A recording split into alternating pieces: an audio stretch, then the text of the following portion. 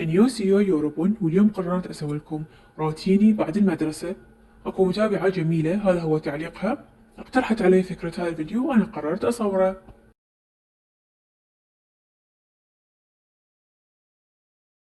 أول شي رجعت ملابسي، بدلت ملابس الدوام إلى ملابس البيت، وبعدها غسلت وجهي وفرجت أسنان، واستخدمت هذا المقشر اليومي اللي يكون بالروز، يساعد على تبييض البشرة والتخلص من الحبوب.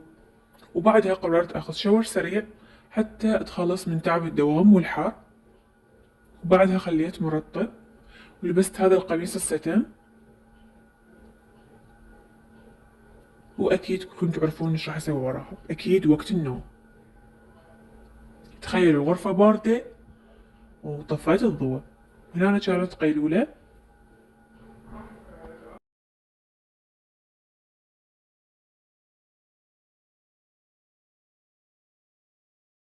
وهنا أنا قعدت من النوم وقررت أسوي لي كوب شاي حتى شوية أصحصح للدراسة. أنا من النوع ما أقدر أقرأ إلا أشرب شاي هواية. أنا من محبين الشاي هواية، رغم من الشاي مضر بس أنا كلش أحبه. من يحبه مثلي؟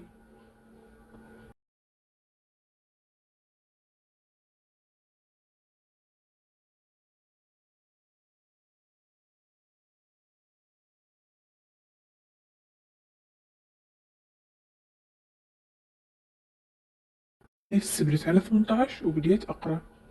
أنا طبعا حطيت الجنطة وبديت أضرب بيها كلش ضايجة وما أريد أقرأ، بس مضطر أقرأ. بلشت أطلع كتاب الفيزياء وأبدي أقرأ بيه. راح أشارككم وياي شلون أقرأ وأعلمكم طرق الدراسة. أكيد راح نحتاج هايلايتر وقلم رصاص، انتي حسب ما تحبين تقرين عادي مو شرط. راح تلاحظون انه اني اعيد التعريف اكثر من مرة واحوط الاشياء المهمة. انتوا اعتمدوا هاي الطريقة، انه انتوا تعيدون التعريف اكثر من مرة وتحوطون بدائرة الكلام المهم او التعريف، مثلا اسم التعريف، او مرات يكون بداخل التعريف تعليل، فانتوا اشروه وحوطوه حتى وقت القراءة تنتبهون عليه.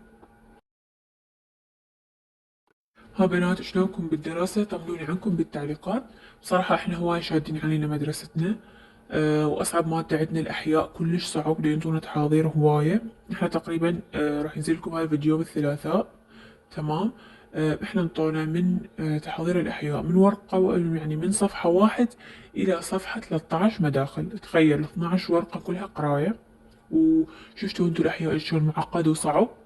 ما أعرف شلون بصراحة. أنا الأحياء طولت بيه ساعتين ونص، تخيلوا، أقرأ بس بالأحياء، ما عدا بقية الدروس طبعا. وكلش صعب. أنتوا شنو أصعب مادة عندكم؟ وشلون مدرسيكم؟ إحنا مدرسينا كلهم صعبين وكلهم منطونا دروس من أول يوم.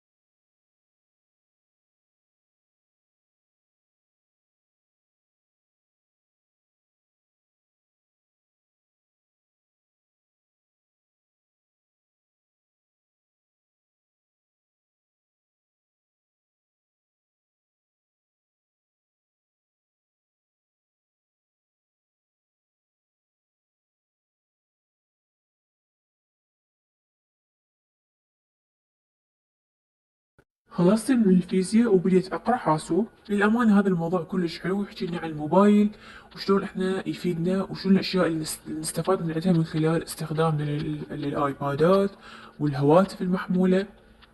والأجهزة الذكية اللي هي الحاسبات، أو التلفزيون الذكي اللي يكون مرتبط عن طريق الإنترنت. هذا اللي نطلع عليه أغاني ونبحث فيه عنه باليوتيوب، هذا هو اللي يقصده.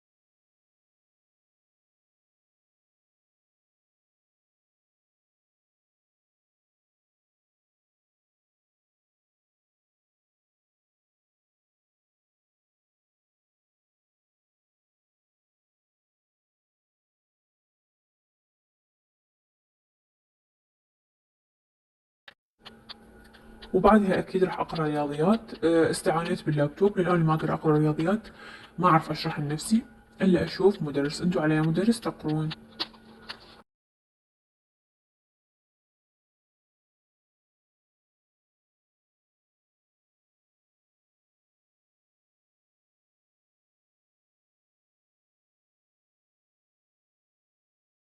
يقولون الرياضيات معقد مالت الخامس، بس مو كلش، يعني بصعوبة، بس مو مثل الأحياء. يعني أصعب مادة بالإعدادية كلها هي أحياء الخامس العلمي. شدوا حيلكم يا بنات، وإن شاء الله نحاول نضغط على نفسنا هاي الفترة حتى نرتاح بعدين ونطلع فاء إن شاء الله.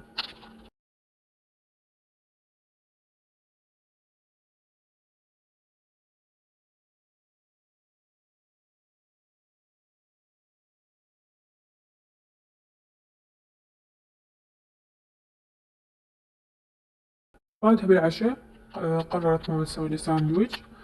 تمام. صورت لكم مقتطف بسيط جدا من العشاء. وأكيد بما أنه أنا الوحيدة لأمي، أنا راح أغسل المواعين. ما خليت أمي تتعب، لأن هي كانت مشتغلة الصبح كل الشغل أني أثناء دوامي، فمن أرجع البيت أحاول أعوضها عن هذا الشغل، رغم هي ما تقبل، بس أني ما أخليها تشتغل. خلصنا هنا، بخرت الأكل من المواعين، وبعدها حطيتهم بالحوض وغسلتهم مرتين بالزاهي. تمام. وهسه راح ابدي اغسل المرمر مالت السنك. احنا مرمرنا اختارنا انا وماما يكون لونه اسود، كلش حلو بالتنظيف، ويصير مثل المراية. هسه راح تشوفون بعد ما اخلصه. تمام. هسه راح اجيب زاهي وابدي اغسله بشكل مستمر بهاي الطريقة، بشكل دوائر حتى ينظف بشكل كامل. انا اول شي اغسل هاي المرمرة، وبعدين اجي على الحوض اغسله ايضا. تمام. وهذا اصفي المصفي الموجود من الاوساخ، يعني مثلا تمن وقع بيها او شي، وبعدها ايضا اجلفه ونقعه بالقاصر والخلط.